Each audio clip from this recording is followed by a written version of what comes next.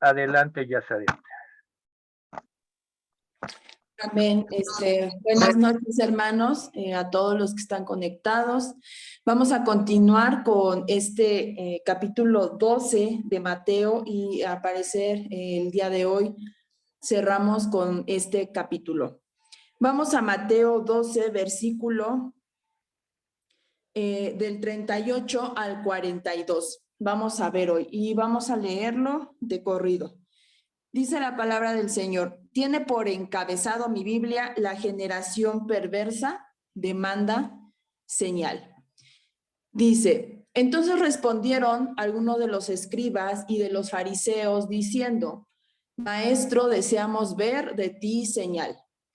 Él respondió y les dijo: la generación mala y adúltera demanda señal, pero señal no le será dada, sino la señal del profeta Jonás. Porque como estuvo Jonás en el vientre del gran pez 3 días y 3 noches, así estará el Hijo del Hombre en el corazón de la tierra 3 días y 3 noches. Los hombres de Nínive se levantarán en el juicio con esta generación y la condenarán, porque ellos se arrepintieron a la predicación de Jonás, y he aquí más que Jonás en este lugar.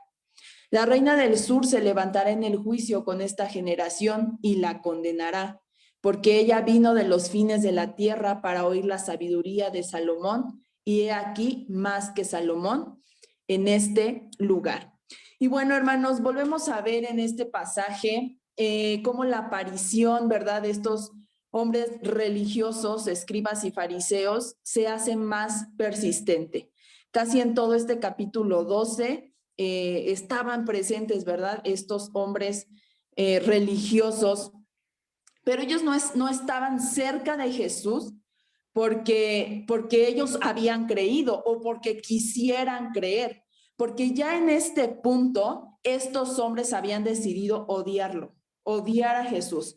Ya había una resolución de matarlo, lo vimos en el estudio pasado, ¿verdad? Y entonces, pero ellos no habían tenido ocasión de encontrarlo culpable de todas las cosas de lo que lo acusaban, que Jesús era un blasfemo, que Jesús era un hereje, que violaba la tradición judía, etcétera, ¿verdad? Entonces, en esta ocasión está hablando Jesús, está el Señor enseñando, porque eso era lo que hacía Jesús, él enseñaba. Y ellos estaban siempre al pendiente nada más para encontrarlo culpable, porque esa era su intención. Y entonces ellos se acercan de una forma muy falsa, ¿verdad? Y le dicen, maestro, ¿verdad? Y entonces se acercan demandando una señal, pero una señal mayor. Y digo mayor porque Jesús había ya hecho muchas señales, Jesús ya había hecho muchos prodigios, ¿verdad? Los había realizado ya incontables veces. Ya su poder no estaba en duda. Jesús tenía poder para hacer muchas cosas: resucitar muertos, sanar enfermos, sanar ciegos. Muchas cosas ya había hecho Jesús. Pero entonces la forma en cómo estos hombres se acercan, llena de falsedad, llena de hipocresía, le dicen maestro. ¿Cómo podían estos hombres llamar maestro a quien habían acusado de echar demonios en nombre de otro demonio o de violar la tradición judía? Maestros era un nombre importante, y este término de maestro ellos se lo daban a sí mismos. Maestros se consideraban a ellos mismos. Maestros era el título que con tanto orgullo estos hombres portaban. Ajá. Maestros eran ellos, porque ellos consideraban, estos hombres religiosos, escribas y fariseos, que solo ellos tenían la autoridad para enseñar e interpretar la ley. Entonces, este término que usan con Jesús lo usan de una forma hipócrita, incluso burlona y sarcástica, podríamos decir. Y se acercan, ¿verdad? Como con intención de tentarlo, con intención de nuevamente desacreditarlo, porque en todo momento ellos intentaban esto, desacreditar a Jesús. Entonces, se acercan, pero estos hombres ignoraban que delante de Jesús ellos estaban completamente desnudos. que Jesús conocía más allá de lo que mostraban aparentemente, ¿verdad? Aparentemente eran hombres religiosos, eran hombres piadosos, eran hombres que seguían la ley. Y sin embargo, Jesús, que es la verdad, estaba sacando a flote su verdadera careta. Y no vayamos muy lejos, ¿verdad? Cada uno de nosotros como ciudadanos de este reino de justicia que Jesús vino a inaugurar y del que nos vino a hacer parte a través de la fe en Jesucristo, tú y yo estamos desnudos ante Él. Ajá. Tú y yo somos transparentes ante Él. Estos hombres religiosos y orgullosos querían probar que Jesús no era quien decía ser, sin saber que quienes estaban siendo probados y quienes estaban siendo examinados realmente eran ellos. Era su corazón de esta generación. Ajá. Vemos que anteriormente, en este mismo capítulo 12, Jesús los llamó generación de víboras. Y bueno, ¿cuáles eran? ¿Qué era lo que tenían estos hombres, verdad? ¿Cuál era la actitud mala que Jesús reprobaba, que estos hombres se aferraban a manifestar? Bueno, anteriormente el pueblo judío, porque este grupo religioso de escribas y fariseos representaban a Israel, ajá, representaban la ley y todo lo que Dios a través de muchas generaciones había dicho, ¿verdad? De ellos, de su pueblo. Pero anteriormente, este pueblo había caído en la idolatría, incluso cuando salieron del pueblo de Egipto, que subió Moisés a escribir las tablas de la ley, baja Moisés y ya habían hecho un becerro. Había idolatría, ¿verdad? Eso lo podemos ver mucho en el Antiguo Testamento. Después muchos de los reyes de Israel se casaron con mujeres extranjeras e introdujeron dioses ajenos dentro del pueblo, hicieron a un lado al Dios verdadero, a Jehová, y adoptaron esos dioses y Dios se enojó mucho con ellos porque había idolatría, ¿verdad? Pero en este tiempo de Jesucristo, estos enemigos, el pecado que ellos tenían y que no querían soltar, no querían arrepentirse, era la religión, era el poder y era su propio yo. Ajá. El hombre mismo, esos eran ahora sus dioses y eran dioses que podríamos decir es que esos no son dioses porque no son figuras, pero esos eran sus dioses en ese momento. Y entonces Jesús sabe, esa era su realidad, ¿verdad? De estos hombres que no querían arrepentirse, pero es una realidad, mis hermanos, a veces hoy en día también. Hoy en día esto puede ser también una realidad. Porque ¿qué producía esto? La religión, el poder y el centrarse en sí mismos, pues que cerraban sus oídos al espíritu, ¿verdad? Viviendo solamente en su propio yo, en su propia mente, en sus propios pensamientos, en sus propias ideas. Y eso es una realidad también hoy en día. Y eso es rechazar a Cristo. Eso te impide escuchar realmente entonces la voz del Espíritu. Ajá. Y son cosas que todos los días tenemos que poner delante de Él, porque acordémonos, delante de Él estamos desnudos. A veces creemos, nosotros vamos a probar a Dios, ¿verdad? Dios tiene que hacer lo que nosotros queramos. Señor, mándame esta señal, como estos hombres se acercaron demandando señal, pero Jesús nos está mirando transparentes, porque Él nos conoce perfectamente. Y Jesús les respondió en el versículo 39 y les dijo, la generación mala y adúltera demanda señal, pero señal no le será dada, sino la señal del profeta. Y entonces vemos, ¿verdad?, cómo responde Jesús. ¿Quieren una señal? Pero como yo sé, Jesús les estaba diciendo, que ninguna señal que yo haga ahora mismo los va a hacer arrepentirse, dice, no van a tener esa señal. ¿A qué Jesús estaba llamándonos? y llamando a estos hombres al arrepentimiento, al cambio, a la conversión, a la transformación de su relación con Dios.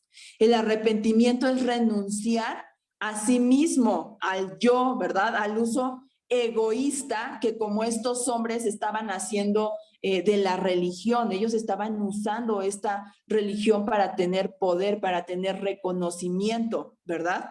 Y entonces el arrepentimiento es reconciliarse con Dios, es sujetarse a la voluntad de Dios, seguir sus pisadas. Jesús, a lo que Jesús le importa es la relación personal, es la relación íntima de corazón que tenemos con Él, porque Jesús rechaza, como hemos visto, ¿verdad? A través de este pasaje, la ritualización de la fe. Meras obras, obras muertas, eso Jesús no le interesa, porque hacer esto o querer llevar una vida de fe a través de puras obras y realmente esconder lo que hay dentro de nosotros, eso endurece el corazón. Por eso a Jesús lo que le importa es una relación personal, una relación íntima, una relación verdadera. Entonces, no era posible que el Señor hiciera un milagro de este tipo que estos escribas y fariseos querían, y no porque Él no tuviera el poder de hacerlo, sino que pues era algo totalmente contrario a la naturaleza y al plan de Dios. Sin embargo, Jesús sí dijo que daría otra señal, la señal del profeta Jonás. Cuando Jonás se negó a obedecer el llamado de Dios de ir a predicar a Nínive, y eso lo podemos leer en el libro de Jonás. Vamos rápidamente, Jonás 1:17. Es un libro muy pequeño, hermanos, lo pueden leer en su casa, es rapidísimo, son 2 hojitas. Pero el versículo dice desde el 1, vamos a ver. Jonás 1, versículo 2, vamos a ver. Desde el 1, vino palabra de Jehová a Jonás, hijo de Amitai, diciendo, levántate, Jonás, ve a Nínive, aquella gran ciudad, y pregona contra ella, porque ha subido su maldad delante de mí. Y Jonás se levantó, pero no para ir a Nínive, sino para huir de la presencia de Jehová a Tarsis, y descendió a Jope, y dice que halló una nave que partía para Tarsis, o sea, un barco, y dice que pagó su pasaje, entró en la nave para irse pues con toda esa tripulación a Tarsis, lejos de la presencia de Jehová. Y dice que entonces, versículo 4, Jehová hizo levantar un gran viento en el mar, y hubo en el mar una tempestad tan grande que se pensó que se partiría la nave. Y bueno, Jonás, como dijo, pues ya huí de la presencia de Dios, dice que se metió abajo del barco, en las cabinas del barco, y se durmió. Y entonces estos hombres estaban, toda la tripulación estaba muy atemorizada, porque ellos decían, ¿de dónde viene esto? ¿Verdad? Los vientos dicen que se embravecían y estaba muy violento el mar. Y entonces que encuentran a Jonás, ¿verdad? Ahí durmiendo. Y le dicen, oye, Jonás, ¿tú quién eres? ¿No? ¿Qué haces aquí? Bueno, no sabían que se llamaba Jonás. Dicen, ¿tú quién eres y qué haces aquí? Y Jonás sabía que ese gran viento y esa tempestad se había levantado a causa de que él había huido de lo que Dios le había mandado a hacer, ¿verdad? Y entonces dijo, no, sí, es por mí porque yo soy hebreo, ¿verdad? Sirvo a Jehová de los ejércitos, ¿no? Pero huí de lo que él me dijo, y bueno, sí, fue mi culpa. Y Jonás les dice, échenme al mar para que se calme esto, ¿verdad? Y entonces dice que la tripulación, pues temerosa de esta situación, dice que lo avientan al mar. Y en el 1:17 dice, pero Jehová tenía preparado un gran pez que tragase a Jonás, y estuvo Jonás en el vientre del pez 3 días y 3 noches. Y entonces dice la palabra, ¿verdad? Que como estuvo Jonás en el vientre del gran pez 3 días y 3 noches, así estará el Hijo del Hombre en el corazón de la tierra 3 días y 3 noches. Y entonces aquí Jesús mismo nos dice, ¿verdad? Que cuando Jonás pasó en el vientre de este pez 3 días y 3 noches, ¿verdad? Antes de que fuera vomitado en la orilla. Esto estaba tipificando la sepultura del Hijo del Hombre, algo que aún no había sucedido, que iba a suceder. Y dice que quien estuvo en el corazón de la tierra 3 días y 3 noches antes de su resurrección. Iba a haber una última señal, mis hermanos, pero no sería en ese momento que ellos estaban demandando. Y esta señal no sería solo para ellos, sino iba a ser para testimonio para las generaciones venideras. Jesús había dicho, esta generación es maligna, es mala. Pero esta última señal no iba a ser solo para ellos, ¿verdad? Para llenarles su gusto, sus caprichos a estos escribas y fariseos, sino para todas las personas que vendrían después. Y esta señal, sin embargo, no la iban a creer, hermanos, no la iban a creer. Después de su resurrección, vamos rápidamente a Mateo 28, del 12 al 15. Si alguien lo tiene, ¿le puede dar lectura? Mateo 28, del 12 al 15, por favor.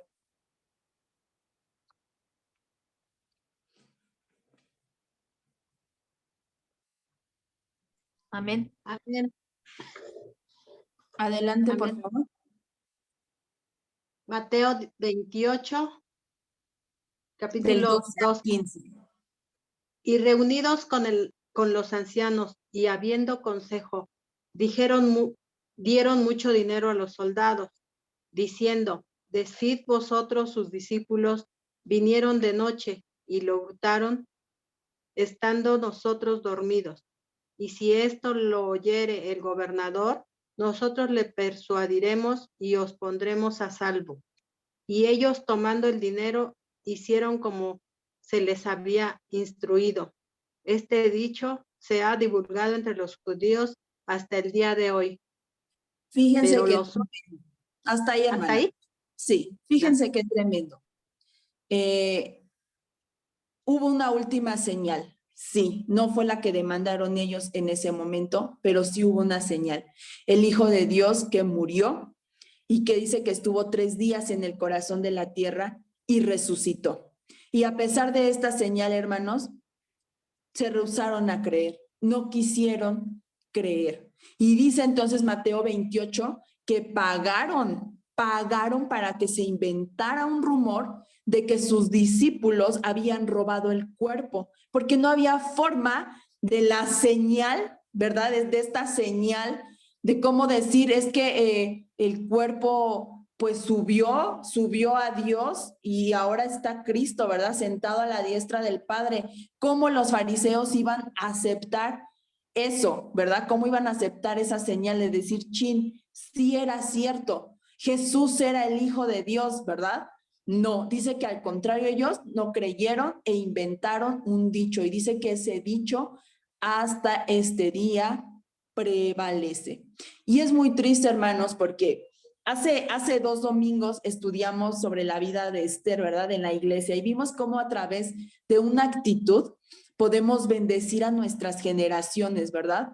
Pero este es un claro ejemplo de lo contrario. Estos hombres, a causa de una actitud alimentada por su pecado, porque ellos no quisieron arrepentirse, Jesús se les presentó como a todos y ellos lo rechazaron, ellos no quisieron. Y no solo los condenó a ellos mismos, sino al haber rechazado a Jesús, dice que hasta la fecha ese argumento mentiroso, esa mentira de que los discípulos robaron el cuerpo y lo escondieron, ¿verdad? Lo han promovido, ¿verdad? A través del tiempo y ha trascendido y seguramente hay muchos que creen hasta hoy en día esta mentira de que los discípulos en la antigüedad robaron el cuerpo y lo escondieron. Miren, hermanos, cualquiera que hoy en día se rehúsa a creer en el Señor, ¿verdad? Como Dios, como quien tiene autoridad sobre nuestras vidas, trae consigo condenación. Y esto no es solo para sí mismo, sino para quienes lo rodean, incluso para quienes vienen después. Estos hombres representaban un sistema religioso La influencia que tenían era muy importante. Por eso, a través de lo que ellos decían, mucha gente basaba su vida religiosa, ¿verdad? Porque eso representaban, eran una figura de autoridad. Pero cuando ellos rechazan a Jesús, rechazan la autoridad suprema, ¿verdad? Esto les trajo condenación, y eso no es muy diferente a lo que sucede hoy en día. Y no hablemos solo de sistemas religiosos. Hoy en día existen movimientos ideológicos que se oponen abiertamente a reconocer a Jesús como autoridad y como Dios, como un eje moral, ya ni hablar de lo espiritual, ¿verdad?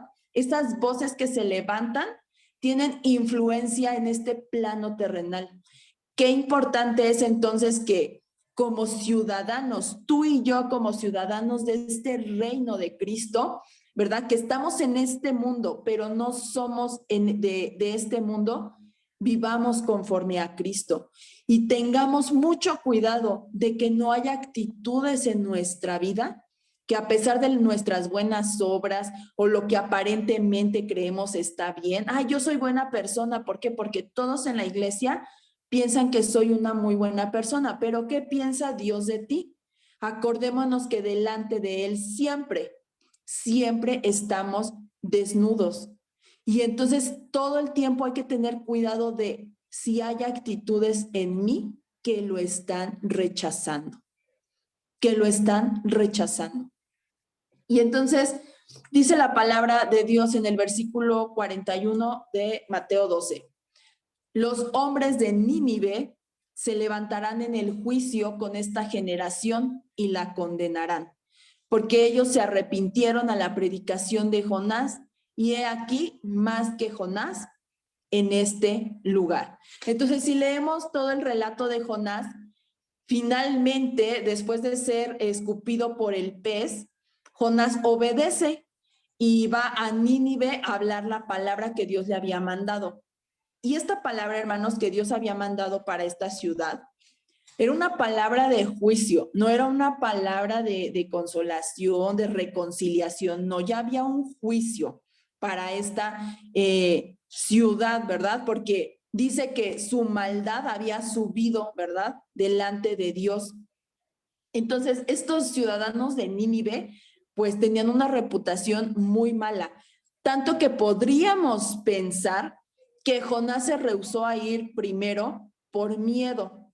Pero si vemos todo el relato, hermanos, de Jonás, a este hombre le faltaba amor, ¿verdad? Y no es de sorprenderse, Nínive no era una ciudad judía. Jonás o cualquier otro judío, profeta de su tiempo, pues no se habría tomado muchas molestias con estas personas, ¿verdad?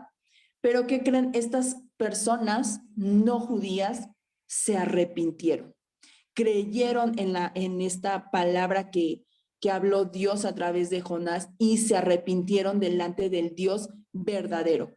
Y vemos que ante esto, Jonás se enojó, o sea, en lugar de él, pues sentirse bien, ¿verdad? Porque esta ciudad se arrepintió, dice que él se enoja mucho. ¿Por qué se enojaría, verdad? De que una ciudad entera se volviera a Dios. Podemos ver que había una gran falta de amor.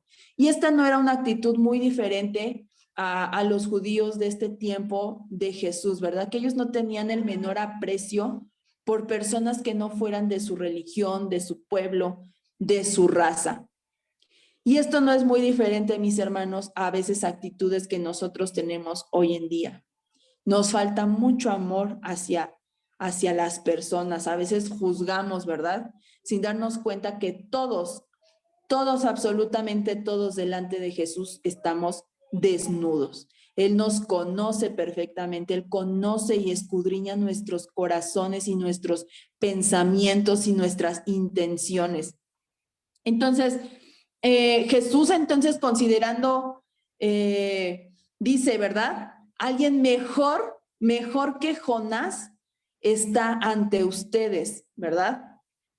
Y dice que la actitud entonces de estos ciudadanos de Nínive, al haberse arrepentido por escuchar simplemente ya una palabra de juicio dictada a ellos, dice que ellos van a tener mejor recompensa, ¿verdad? Que estos supuestos hombres religiosos y piadosos, entre comillas. Entonces, si estas personas malas escucharon a Jonás, que no era más que otro hombre, y creyeron en Dios, pues Jesús dice de sí mismo que Él es mayor que Jonás, que Él es la palabra viva, que Él es la encarnación de Dios y que Él es el corazón de la ley. Él no vino a quebrantar la ley, ¿verdad? Él vino a ponerle corazón, Él vino a ponerle vida. Y entonces después dice en el versículo 42, la reina del sur se levantará en el juicio con esta generación y la condenará, porque ella vino de los fines de la tierra para oír la sabiduría de Salomón, y he aquí, más que Salomón en este lugar. En Primera de Reyes, capítulo 10, podemos leer acerca de esto, que en los tiempos del rey Salomón vino una reina conocida como la reina del sur o la reina de Saba. Dicen que al oír la fama de Salomón, porque la fama de Salomón llegó a ser internacional para su tiempo, ¿verdad? Que era un hombre lleno de sabiduría. Dice que esta reina entonces dejó su reino. Ella venía de una tierra muy lejana. Dice que estaba, vendría siendo como lo que es Yemen, de Arabia, esta ciudad de donde ella venía, que le quedaba 2.400 kilómetros de distancia de donde se encontraba Salomón. Y dice que ella al oír, ¿verdad?, de la sabiduría de Salomón, ella dejó su reino y ella emprendió un viaje al reino de Salomón. Y esta ciudad de donde venía esta reina era una ciudad muy próspera, tenía muchas riquezas.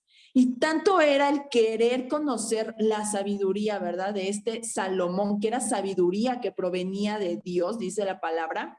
Dice que cargó con pues, un séquito, ¿verdad? O sea, no solo era ella en un carro, en un camello, no sé cómo se transportaban. Dice que venía así como un desfile de carros llenos de regalos para Salomón. Y entonces dice que llega con Salomón y dice que pasó muchos días escuchando acerca de la sabiduría, ¿verdad? Y las enseñanzas del Dios verdadero. Y entonces nuevamente aquí el Señor ilustra cómo una persona que no pertenecía al pueblo de Israel se maravilló tanto con las enseñanzas de la sabiduría que provenía de Dios, que hasta bendijo el nombre de Dios, ¿verdad? No lo tuvo como un Dios de nacimiento, y yo no sé si después de esto ella lo reconoció como su Dios, pero Jesús cita a esta mujer, Jesús la cita, ¿verdad? Y entonces cuando ella no lo conocía, pero ella abre su mente, ella abre su corazón, ¿verdad? Ella tiene un corazón dispuesto a escuchar la palabra de Dios. Y cuando escucha la palabra de Dios, la reconoce como una palabra inteligente, una palabra llena de mucha verdad. Y entonces, igual Jesús la ilustra esto, ¿verdad? Y dice que esta actitud de buscar, de querer escuchar, de entender, dice que la hace igual merecedora de una mejor recompensa que estos hombres supuestamente religiosos y conocedores de la palabra, ¿verdad? Entonces, estos hombres estuvieron frente a frente con uno mayor que Salomón, y cerraron su mente y cerraron su corazón a las palabras de verdad. Segunda de Crónicas 9, capítulo 12, habla de esto de la reina de Saba también, y dice que incluso esta reina se fue con más de lo que ella le dio a Salomón. Y tengamos en cuenta que dice que todos los regalos que le trajo esta reina Salomón, dice que hasta la fecha nunca se ha visto tanto. Pero dice la palabra de Dios que esta reina se fue con mucho más de lo que ella dio. Vean el valor, ¿verdad? El valor que representó el escuchar esta mujer a la palabra de verdad. Y así, mis hermanos, pues esta enseñanza, ¿verdad? De esta forma concluye. Estos fariseos rechazaron a Jesús, pero hoy tú y yo le hemos reconocido, hemos sido privilegiados de conocerlo. Por eso todo el tiempo pongámonos delante de Él desnudos y dile, Señor, enséñame si alguna actitud mía te está rechazando o va en contra de lo que tú verdaderamente quieres enseñarme, ¿verdad? Y bueno, mis hermanos, pues yo cedo en este momento la palabra a mi hermano Jorge. Muchas gracias, muy interesante. Vamos a continuar con la segunda parte y la final ya del capítulo 12. Pero antes de ir a la cita, yo les pediría que como antecedente y en un subtítulo que yo le pongo que se llama La situación familiar de Jesús. Este subtítulo es mío. En la Biblia dice la madre y los hermanos de Jesús, pero yo le estoy poniendo la situación familiar de Jesús. Y tenemos que, para entender la situación familiar de Jesús, ir a Lucas 4, versículo 16, a partir del 16 hasta el 37. Lo voy a leer yo. Y dice sobre su vida en Nazaret. Bueno, sabemos que Jesús nació en Belén, se fueron a Egipto y cuando regresaron, la familia regresó de Egipto, pues se estableció en Nazaret. Y allí creció Jesús y se desarrolló como un hombre. Y dice versículo 16, vino a Nazaret donde se había criado y en el día de reposo entró en la sinagoga conforme a su costumbre y se levantó a leer. Y se le dio el libro del profeta Isaías y habiendo abierto el libro halló el lugar donde estaba escrito, el Espíritu del Señor está sobre mí, por cuanto me ha ungido para dar buenas nuevas a los pobres, me ha enviado a sanar a los quebrantados de corazón, a pregonar libertad a los cautivos y vista a los ciegos y a poner en libertad a los oprimidos, a predicar el año agradable del Señor. Y enrollando el libro lo dio al ministro y se sentó, y los ojos de todos en la sinagoga estaban fijos en él. Y comenzó a decirles, hoy se ha cumplido esta escritura delante de vosotros. Y todos daban buen testimonio de él y estaban maravillados de la palabra de gracia que salía de su boca y decían, ¿no es este el hijo de José? Él les dijo, sin duda me diréis este refrán, médico, cúrate a ti mismo. De tantas cosas que hemos oído que se ha hecho en Capernaum, haz también aquí en tu tierra. Estaban pidiendo señales como después las siguieron pidiendo. Y añadió diciendo, os digo, que ningún profeta es acepto en su propia tierra. Ningún profeta es acepto en su propia tierra, lo dijo Jesús. Y en verdad os digo que muchas viudas había en Israel en los días de Elías, cuando el cielo fue cerrado por 3 años y 6 meses, y hubo una gran hambre en toda la tierra. Pero a ninguna de ellas fue enviado Elías, sino a una mujer viuda en Sarepta de Sidón, un lugar extranjero totalmente alejado del templo de Jerusalén.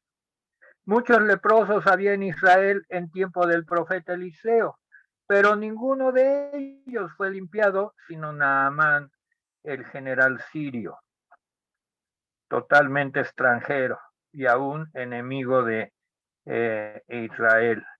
Sin embargo, fue sanado por la voluntad de Dios y porque tuvo fe en lo que Eliseo le había profetizado, y esa fue afirmada a través de una sierva que él llevaba.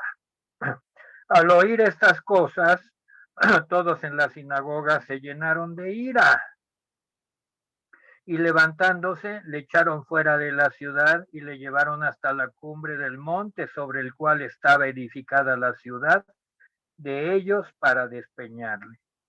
Mas él pasó por en medio de ellos y se fue.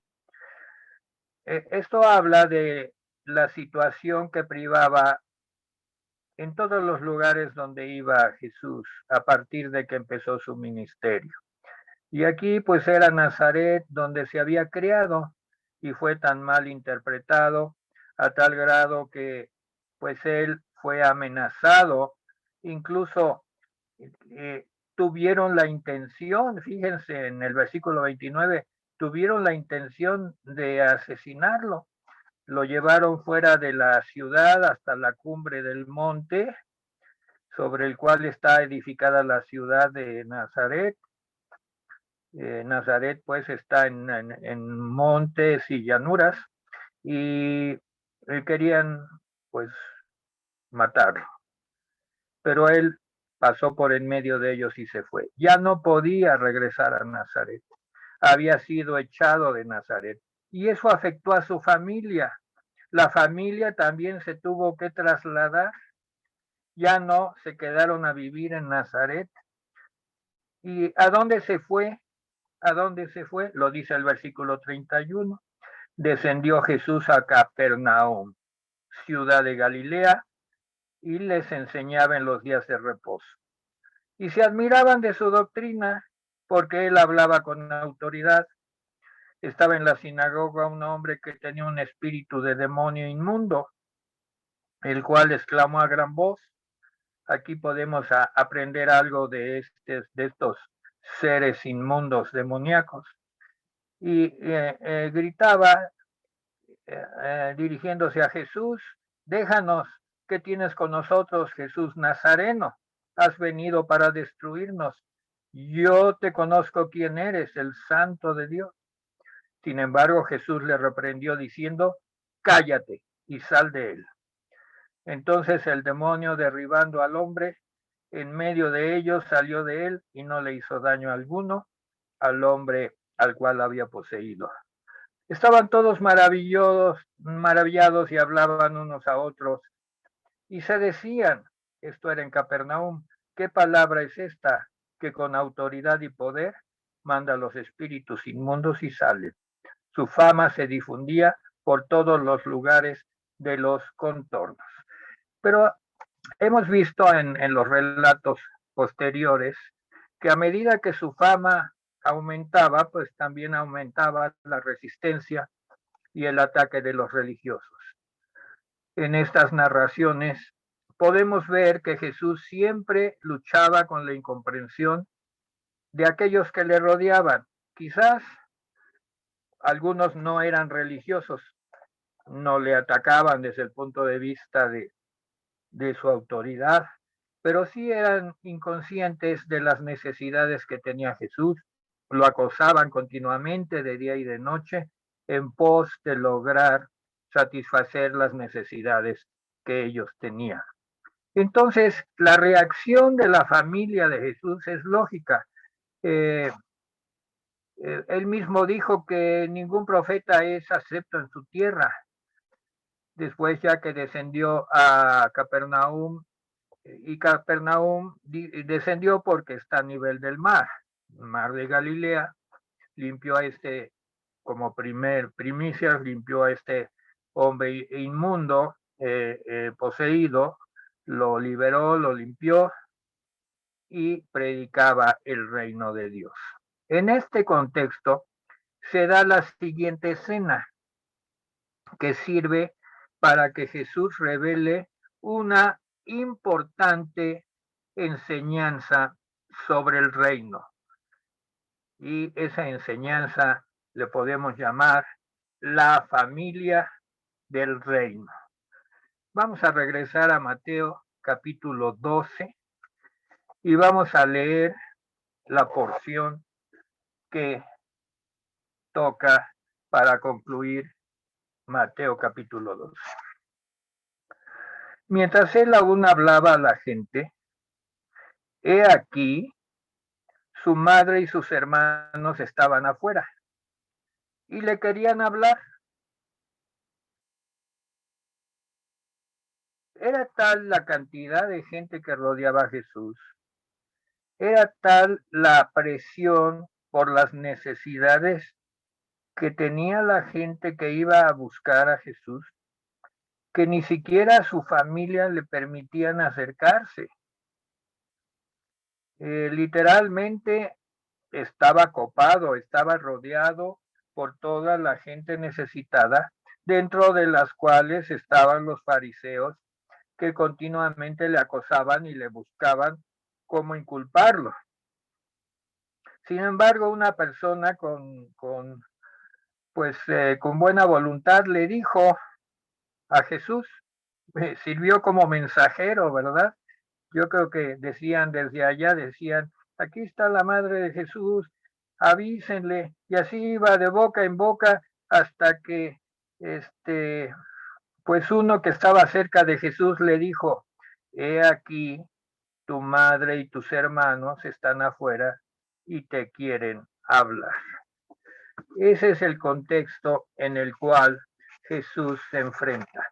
Una muchedumbre que le acosa, una muchedumbre que lo oprime, el mismo Jesús que está explicando a través de las enseñanzas, las verdades del reino de los cielos y también sanando y liberando personas, y se presenta la necesidad de hablar o de atender la necesidad de su familia. El reino de los cielos. Vamos a establecer lo que no es el reino de los cielos. El reino de los cielos no es una organización cuyos integrantes están sujetos a procedimientos y a objetivos. El reino de los cielos no es un ejército cuyos integrantes obedecen órdenes de sus mandos superiores. El reino de los cielos no es un equipo organizado para lograr un triunfo. No lo es. El reino de los cielos no es una nación humana según la geografía o la política.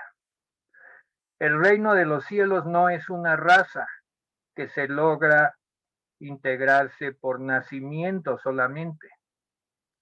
El reino de los cielos no es un grupo social, grupo al cual se ingresa por posición social. El reino de los cielos no es un grupo por ocupaciones, al cual se integra y se ingresa por ser parte de estas cofradías de ocupaciones. El reino de los cielos no es un grupo unido por lazos sanguíneos. En este contexto, Jesús, con su gran sabiduría, que ya explicó Yazaret, que superaba la sabiduría de Salomón, va a dar la enseñanza de lo que es el reino de los cielos y cuál es una familia según el reino de los cielos. Y va a trazar nuevamente la arquitectura de la palabra familia, la va a redefinir. Esta palabra que está tan hecha y que define, pues Jesús la toma y la redefine. ¿Qué querían su madre y sus hermanos? Estaban preocupados por él. Pensaban que no descansaba lo suficiente o aún que no comía adecuadamente. Estaban preocupados porque percibían, ya lo habían visto en Nazaret y ahora en Capernaum y toda esa región de Galilea, que había peligro aún sobre su propia vida. Estaban preocupados porque habían tenido que mudarse de localidad, pues habían salido de Nazaret y sabían que habían intentado matarlo y que esto podía repetirse. Ahora en Capernaum también había peligro. ¿Cuál era el propósito de ellos para hablar con él? Quizás hacerlo cambiar de opinión sobre sus actividades, que para ellos implicaban un gran riesgo y todos ellos estaban de acuerdo que se exponía mucho y que estaba arriesgándose mucho. ¿Qué quería Jesús? Indudablemente que su prioridad número uno era hacer la voluntad de su Padre sobre esta tierra. Su voluntad, ¿qué quería Jesús? Llamar a todos los que quisieran al reino de Dios y también a su familia humana, madre y hermanos. Familia. ¿Cómo define Jesús a la familia?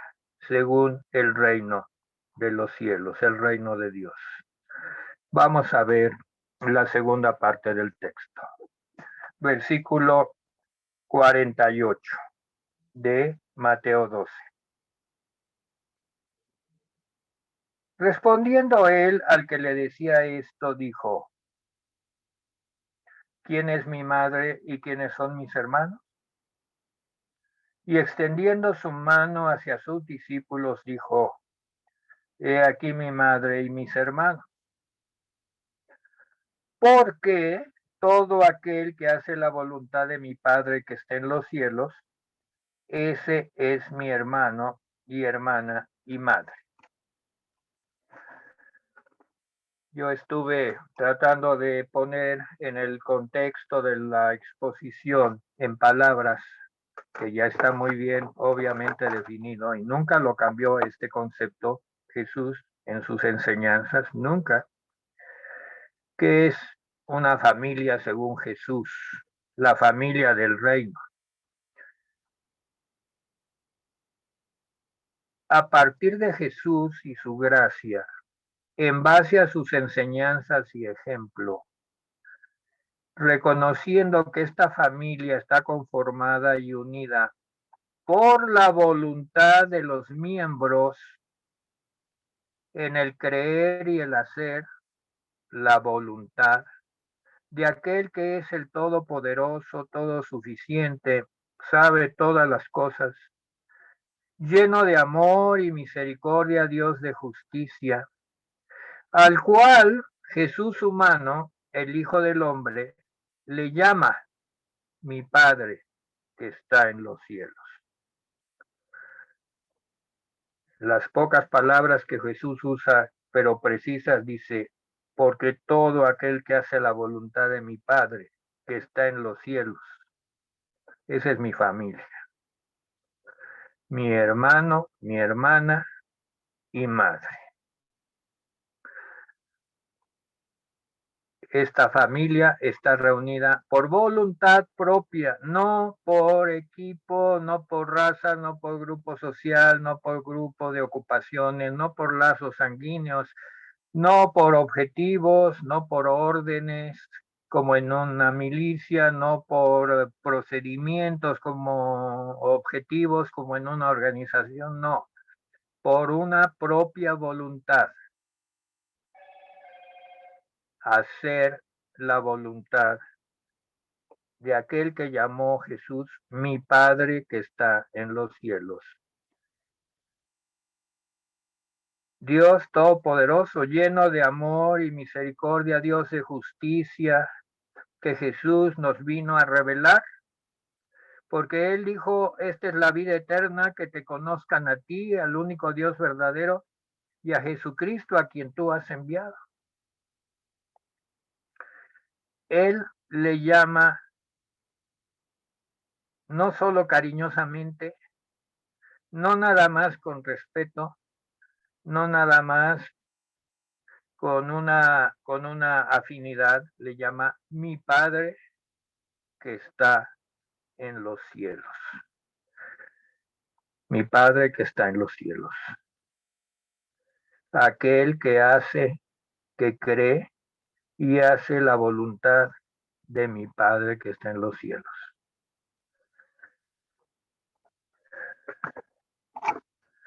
¿Qué fue de la familia de Jesús, la familia humana? ¿Estaba él rechazándola? ¿La estaba poniendo en un segundo término? No. le estaba dando la oportunidad de llegar al gran llamado de ser la familia que él había venido a formar, la familia del Padre que venía a llamar para el reino de los cielos. Hoy hemos estudiado preciosamente un capítulo, terminado un capítulo, donde se han visto muchos temas, pero los temas de hoy nos llenan de regocijo. Estudiamos la señal de Jonás, una profecía sobre la resurrección, que él mismo cumplió por voluntad del Padre y el poder del Espíritu Santo. La sabiduría de Salomón, enfatizada y buscada por la reina gentil, pero superada por Jesús. Y también hemos estudiado la familia del reino en sus fundamentos. Un grupo de hombres y mujeres que por voluntad propia aceptamos hacer la voluntad de ese ser maravilloso, todopoderoso y toda sabiduría y gracia y amor y misericordia que Jesús, hombre, le llama mi Padre que está en los cielos. Y Él es el primero que está haciendo la voluntad del Padre. Por eso Él ponía en todo el ejemplo. Él era el ejemplo sobre el cual se fundaba esa familia y de la cual continuamente está creciendo, y todo por gracia, todo por gracia. Verdaderamente nos llena de gozo solamente pensar que aspiramos y hemos sentido en nuestro corazón ser parte de esa familia, que hemos puesto la voluntad del Padre, el Padre amado que nos enseñó a amar, Jesús de Nazaret, nos enseñó a amar al Padre, a su Padre que está en los cielos. Quizás lo temíamos, quizás no lo conocíamos, muy poco, pero Él nos ha llevado a conocerlo. Y por Él es que le podemos llamar mi Padre que está en los cielos. Y a Él oramos. Siempre que hacemos una oración, Jesús nos enseñó a orar a su Padre que está en los cielos en el nombre de Jesús. No nada más es una ritualidad, no es un ritual, es un sentimiento profundo y verdadero que hay en nuestro corazón. Es nuestra autoridad, es a quien nos debemos. Jesús nos enseñó dirigirnos al Padre, a su Padre que está en los cielos, y buscar su voluntad. ¿Cuál es la voluntad del Padre? ¿Cuál es la voluntad de Jesús? La hizo a cabalidad, la cumplió absolutamente a costa de lo que fuera. Y esa es la verdadera familia. ¿Eres tú, soy yo parte de esta familia? Amén, hermano. Amén, hermana. Y si no, pongamos todo nuestro corazón en ello, porque es la familia del reino y todo por gracia. Empezamos esta reunión orando y tomamos el Salmo 146. Vamos todos al Salmo 146. Vamos a alabar a Dios, a ese Dios que nos ha sido revelado por Jesús, a ese Dios que es el Padre que está en los cielos. Antes lo leíamos de una manera ritual, pero ahora lo estamos creyendo, lo estamos sintiendo, lo estamos viviendo. Leamos el Salmo 146. Alaba, oh alma mía, a Jehová. Alabaré a Jehová en mi vida. Cantaré a salmos a mi Dios mientras viva. No confiéis en los príncipes, ni en hijo de hombre, porque no hay en él salvación. Pues sale su aliento y vuelve a la tierra. En ese mismo día perecen sus pensamientos. Bienaventurado aquel cuyo ayudador es el Dios de Jacob, cuya esperanza está en Jehová su Dios, el cual hizo los cielos y la tierra, el mar y todo lo que en ellos hay, que guarda verdad para siempre, que hace justicia a los agraviados, que da pan a los hambrientos.